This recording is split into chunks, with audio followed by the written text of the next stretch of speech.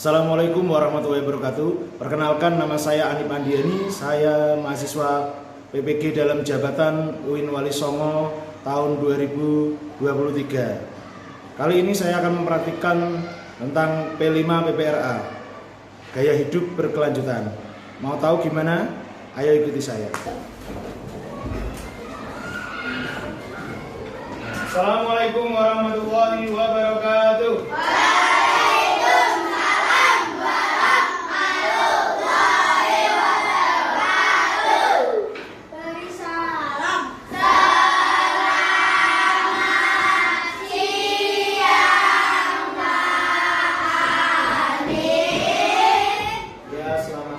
Hari ini kita bertemu lagi dalam pelajaran pendidikan agama Islam dan budi pekerti. Sebelum kita mulai pelajaran pada siang hari ini, kita berdoa dulu bersama-sama. Hari ini siapa yang memimpin doa? Di sini.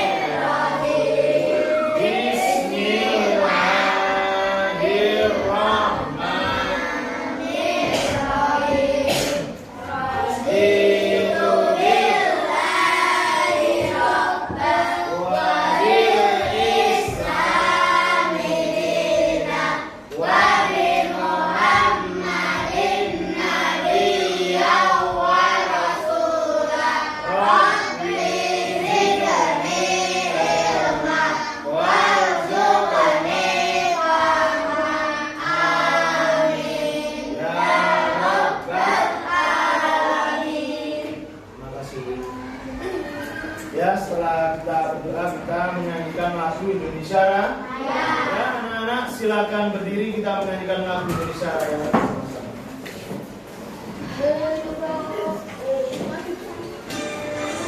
Indonesia Raya, berdoa. Indonesia.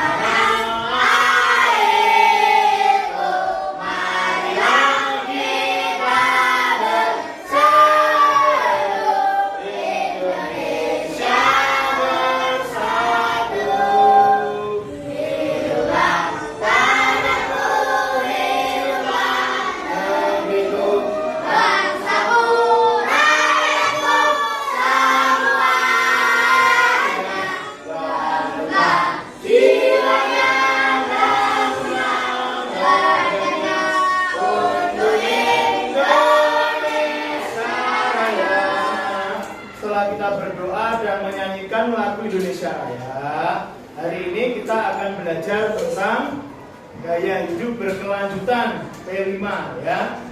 Nah, minggu kemarin kita sudah belajar tentang berakhlak dengan 5 Asmaul Husna. Apa saja kemarin 5 Asmaul Husna itu?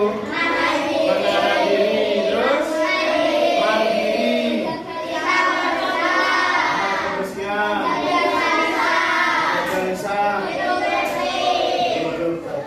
ya. Siang hari ini semangat ya? Semangat.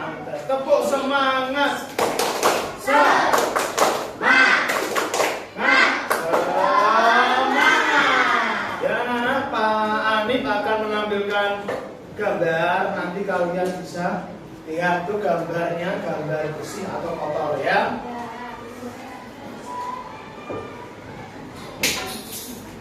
Nah, ini depan kalian lihat, ini gambarnya itu gambar bersih atau kotor ini temannya? Kotor. Kenapa kotor? Karena sampahnya berserakan. Terus lagi. Nah, ini gambar kotor atau bersih? banyak sampah tidak dibersihkan. Nanti kalau tidak dibersihkan nanti bisa menimbulkan banyak penyakit. Ini gambar bersih apa kotor? Kotor. Kamar mandi yang jarang dibersihkan kotor. Kalian suka kotor atau suka bersih? Bersih. Ya, bersih itu karena kebersihan sebagian dari iman. Aneh kalau ada orang yang suka kotor gitu ya. Nah. Ini kotor apa bersih? Kotor. Banyak sampah ya, tidak pernah dibersih. Ini kotor apa bersih? Ini kotor atau bersih? Bersih. Bersih. Kalau lingkungan bersih, nyaman atau tidak? Nyaman. Kita belajar juga bakalnya. Ini bersih tidak? Bersih. Nah, ini lingkungan yang bersih. Ini kotor. Kotor, banyak sampah. Ini kotor atau bersih? Kotor.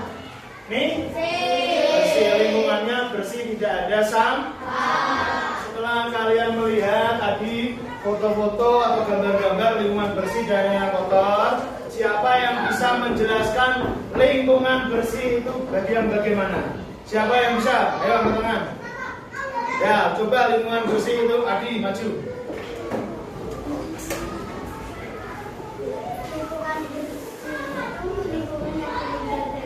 Ya, lingkungan bersih itu lingkungan yang terhindar dari sampah. Benar atau tidak? Terus? Lingkungan yang terhindar dari kuman penyakit. Ya, kalau lingkungan bersih itu terhindar dari kuman dan penyakit. Betul atau salah? Betul. Ada, ayo tepuk tangan buat Adi. Adi telah maju menjelaskan tentang lingkungan yang bersih. Sekarang lingkungan yang kotor. Siapa yang berani? Tiga berani? Coba maju.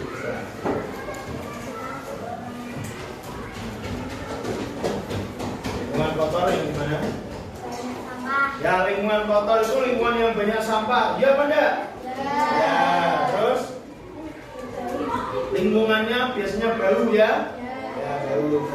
Ya, ya tepuk tangan buat itu. Ya, jadi lingkungan yang bersih itu tidak ada sampah. Bersih, bersihkan ya. Kalau anak yang suka bersih-bersih pasti kalau ada sampah itu diambil ya. Tapi lingkungan yang kotor itu lingkungannya biasanya banyak kotoran, banyak sampah, bau dan menimbulkan banyak penyakit. Kira-kira bagus atau enggak lingkungan yang kotor itu? Nah, tidak bagus buat kesehatan kita. Kita mau belajar kalau kelas yang kotor kira-kira semangat atau tidak? Tidak. Makanya kelas ini dibuat Rebu Piket. Buat apa toh? Buat membersihkan ke kelas biar bersih dan nyaman untuk belajar. Ya, kalian bisa melihat video pembelajaran tentang sampah itu tanggung jawabku ya, dilihat dengan baik-baik ya, paham?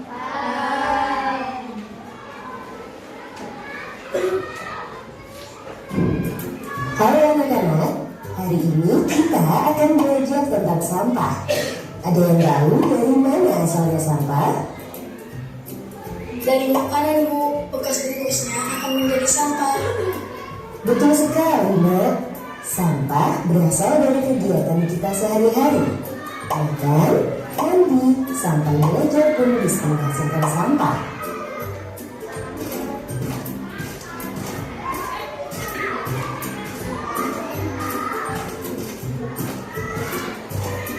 Coba lihat, di pojok sana ada banyak sampah.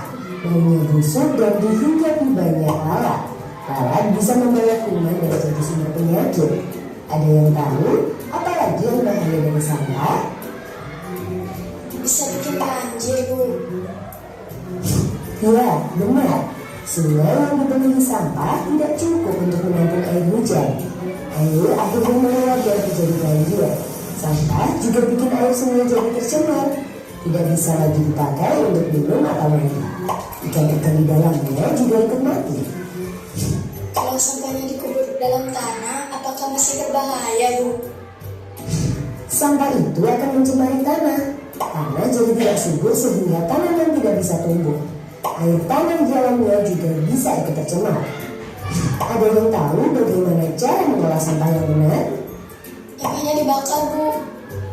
Wah, masih kurang tepat ya. Asap pembakaran ini bisa jadi polusi di udara. Kalau dihirup bisa menyebabkan sakit pernafasan. Cara yang lebih tepat adalah dengan cegah, pilah, dan olah sampah. Guru jelaskan satu-satu ya. Cegah artinya mencegah timbulnya sampah baru. Caranya dengan membawa perlengkapan sendiri ke sekolah. Perlengkapan ini bisa kita cuci dan pakai lagi, jadi tidak menghasilkan sampah baru. Contohnya membawa kotak makanan, botol minum, sedotan servis, dan lengkap sendiri. Sampah kertas juga harus kita kurangi. Satu caranya yaitu dengan menulis atau menggambar di kedua sisi kertas. Cara lainnya yaitu beralih ke belajar digital. Contohnya kuis diganti online agar tidak perlu kertas untuk mencetak soal. Buku pelajaran yang sudah tidak digunakan jangan langsung dibuang ya. Kita bisa sumbangkan kepada orang lain yang membutuhkan. Juga ada langkah yang penting. Kita bisa cegah adanya sampah baru, kegiatan pilah dan olah jadi ikut berkurang. Pilah maksudnya apa, Bu? Pilah artinya memisahkan sampah sesuai jenisnya. Ada yang tahu apa saja jenis sampah? Sampah organik dan anorganik, Bu. Benar, sampah organik itu mudah hancur dan membusuk. Contohnya sisa makanan, kulit buah, dan daun-daunan. Kebalikannya, sampah anorganik sangat sulit hancur, bahkan butuh ratusan sampai ribuan tahun. Contohnya plastik, styrofoam, kaleng, dan kaca. Tapi, ada satu jenis sampah lagi loh, jenis sampah berbahaya atau sampah B3. Contohnya baterai, kabel, dan bekas alat elektronik. Lalu, bagaimana cara memilah sampah di sekolah? Caranya dengan membedakan tempat untuk setiap jenis sampah. Misalnya, tong warna hijau untuk sampah organik, tong warna kuning untuk sampah anorganik guna ulang, seperti plastik, kaca, kaleng, dan tong warna biru untuk sampah anorganik daur ulang yang berbahan kertas. Sedangkan tong warna merah untuk sampah B3. Setelah kalian tadi melihat video pembelajaran tentang pengolahan sampah, sekarang Pak Ani akan menjelaskan tentang pengertian sampah. Sampah adalah bahan yang tidak mempunyai nilai atau tidak berharga untuk digunakan secara biasa atau khusus dalam produksi atau pemakaian barang rusak atau cacat selama manufaktur atau materi berlebihan atau buangan. Sampah juga merupakan barang yang dianggap sudah tidak terpakai dan dibuang oleh pemiliknya, tetapi masih bisa dipakai dan dikelola dengan prosedur yang benar.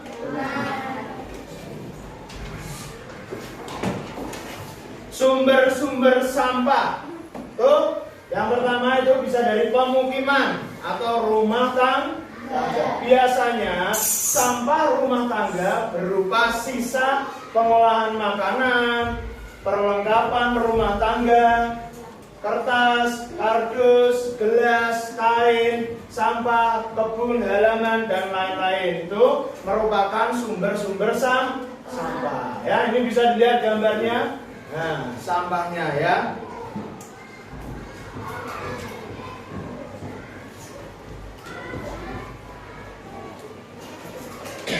Terus yang kedua itu bisa dari pertanian dan perkebunan. Sampah dari kegiatan pertanian tergolong bahan organik seperti jerami dan sejenisnya. Sebagian besar sampah yang dihasilkan selama musim panen dibakar atau dimanfaatkan untuk pupuk. Untuk sampah bahan perlakuan khusus agar tidak mencemari lingkungan.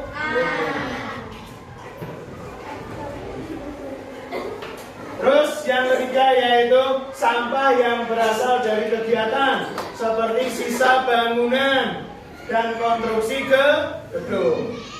Sampah yang berasal dari kegiatan pembangunan dan pemugaran gedung ini bisa berubah bahan organik maupun anorganik. Sampah organik misalnya kayu, Terus bambu, triplek, sampah anorganik misalnya semen, pasir, besi, batu bata, opin, besi, dan lain sebagainya.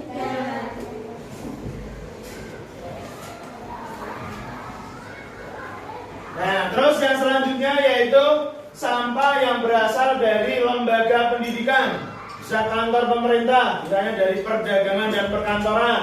Ya, biasanya terdiri dari kertas. Biasanya kalau bapak ibu guru atau orang-orang yang bekerja di kantoran mesti memakai kertas untuk mengeprint dan lain sebagainya ya.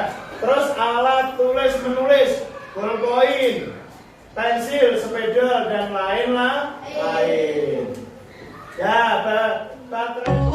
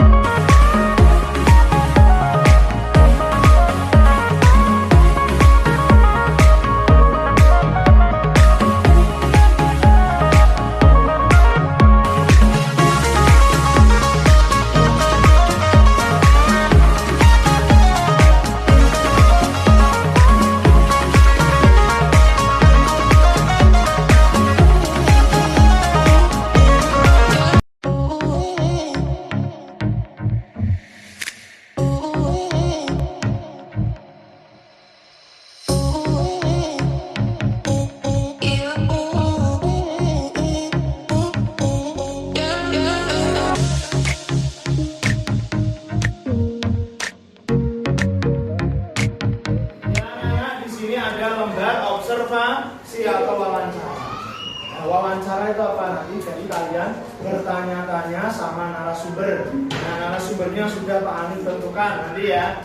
Nah, narasumbernya itu nanti dari guru, nah, penjaga sekolah dan petugas kebersihan. Nanti kalian bisa mewawancarai. Nanti di sini ada yang diamati kalian itu sampah plastiknya apa, nama tempatnya, terus siapa yang kalian wawancarai nanti bisa ditulis ya. Terus, nah di sini ada pertanyaan-pertanyaan untuk narasumber, kalian bisa tanyakan. Nah, apa yang dijelaskan narasumber kalian tulis di kolom ini ya, bisa ditulis nanti. Paham? Pak Anif bagi.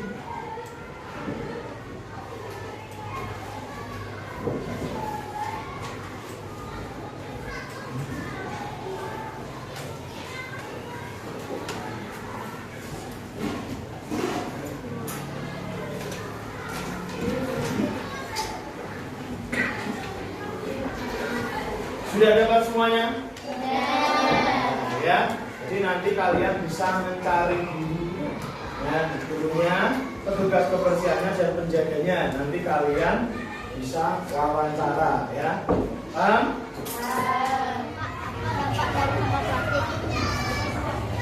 Nah, untuk dampak pada sampah plastik pada lingkungan ya, itu ada beberapa. Yang pertama, untuk di air itu, kalau terkena sampah plastik, jangan mencari air. Nah, kalau airnya tidak bersih, berarti tidak dapat dikonsumsi bagi tubuh kita, karena memiliki beberapa hal yang tidak baik buat tubuh. Nah, kalau untuk tanah, selain sampah plastik itu susah diuraikan, sebenarnya bisa, cuma butuh waktu yang lebih lama. Dampak plastik itu apa? Dampak sampah plastik yaitu yang pertama menambah polusi tanah ya, karena sampah plastik itu sulit untuk diuraikan. Baru bisa diuraikan sekitar 10 sampai 100 tahun lamanya. Dampak sampah plastik ya, ada dampaknya di udara ya, ada dampaknya di air. Di air contohnya ya banjir, pencemaran banjir, udara baunya nggak enak kalau sampahnya banyak. Iya, boleh. Jadi ada pencemaran udara dan pencemaran air dampaknya. Dampak sampah plastik itu menimbulkan yang namanya polusi tanah.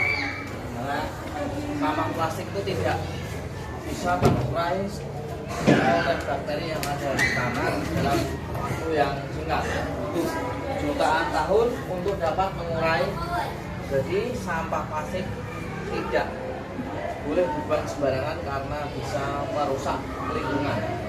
Seperti itu.